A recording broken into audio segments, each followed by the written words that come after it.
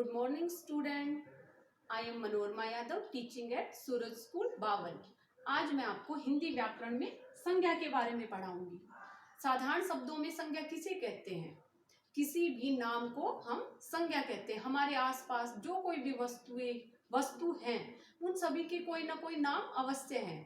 उन सभी नाम को हम संज्ञा कहते हैं। लेकिन हम संज्ञा की परिभाषा इस तरह लिखेंगे: जिन शब्दों से किसी प्राणी, व्यक्ति, स्थान, वस्तु अथवा भाव के नाम का बोध होता है, उन्हें संज्ञा कहते हैं। जैसे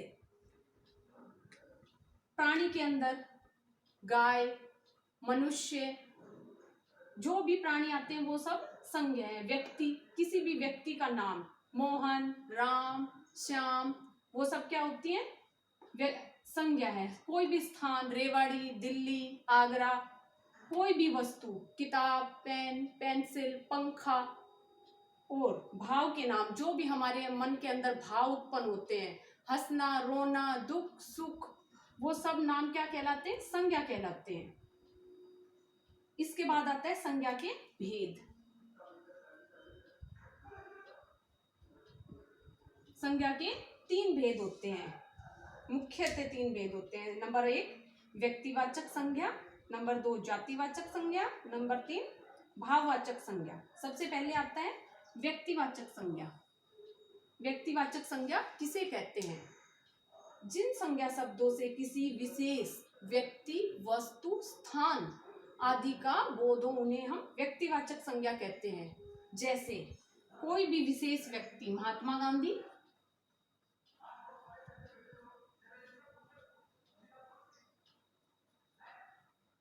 या किसी भी व्यक्ति का नाम मोहन, सोहन, राम, गीता, ये सब आती है व्यक्तिवाचक संज्ञा के अंदर। इसके अलावा कोई भी विशेष स्थान, दिल्ली, आगरा, भारत, ये सब किसके अंदर आते हैं? व्यक्तिवाचक संज्ञा के अंदर। कोई भी विशेष स्थान, जैसे मैंने लिखा दिल्ली, इसके अलावा कोई भी स्थान का नाम, दिल्ली, आगरा, बावल, रेवाड़ी, वो सब किसके अंदर आते हैं? व्यक्तिवाचक संज्ञा के अंदर। इसके अलावा स्थान के अलावा कोई भी वस्तु, जैसे किसी भी विशेष वस्तु, गीता, जो हमारी पुस्तक है, गीता, रामायण, महाभारत, ये सब भी आती है व्यक्तिवाचक संज्ञा के अंदर।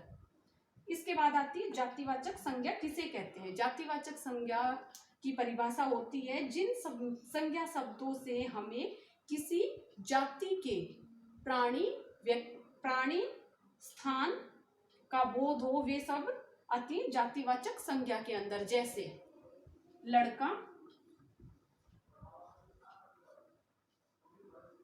लड़का किसके अंदर आता है? जातिवाचक संज्ञा के अंदर। लेकिन हम लड़के का नाम बता दें, मोहन, सोहन, वो आएंगी फिर व्यक्तिवाचक संज्ञा के अंदर। और इसके अलावा गांव आएगा जातिवाचक संज्ञा के अंदर। लेकिन यदि हम गांव का नाम बता दें, जैसे कोई भी नाम है गांव का, वो गांव के नाम अगर हो तो वो आएगा व्यक्तिवाचक संज्ञा के अंदर, और गांव आएगा जातिवाचक संज्ञा के अंदर।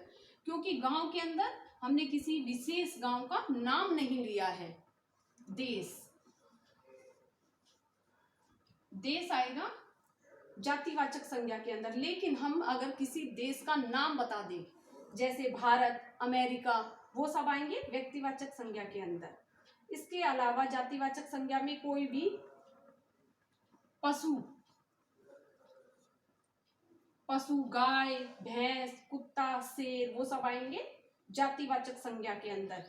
और कोई वस्तु, जैसे पुस्तक, खिलौने, वो सब आएंगी जातिवाचक संज्ञा के अंदर।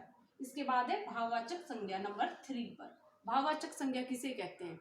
भाववाचक संज्ञा मतलब मन के भाव। जिन संज्ञा शब्दों से हमारे मन के भाव, अवस्था, दशा आदि का पता चले, उन्हें भाववाचक संज्ञा कहते हैं। जैसे भाव हंसना,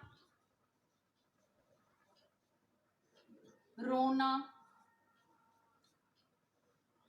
दुख, सुख, ये सब मन के भाव है जिन्हें हम देख नहीं सकते। ये सब आते हैं भाववाचक संज्ञा के अंतर्गत। इसके अलावा भाववाचक संज्ञा में आती है अवस्था। अवस्था मतलब बुढ़ापा, जवानी, बचपन, ये सब भी अवस्थाएं भी किसके अंदर आती है? भाववाचक संज्ञा के अंदर। और इसके अलावा दशा, दशा मतलब गरीबी, अमीरी, ये सब भी आती है भाववाचक संज्ञा के अंतर्गत।